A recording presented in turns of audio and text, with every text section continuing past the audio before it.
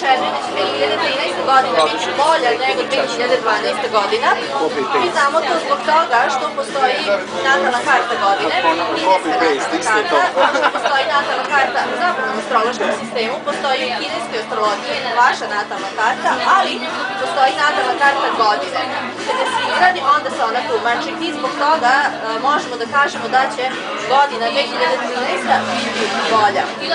Gde to vidimo u zapadnoj astrologiji?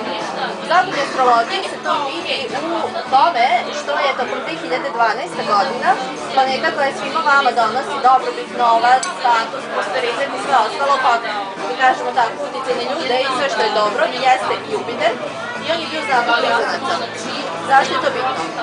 To je bitno zato što to baš i nije najbolja pozicija. Znamo da preko puta blizanaca se nalazi strelac i Jupiter u stvari u svom središtu u strelcu. Dok je Jupiter u blizancima u padu jer se nalazi suprotnom strelcu. Znači ne može da ispolji svoje dobre osobine.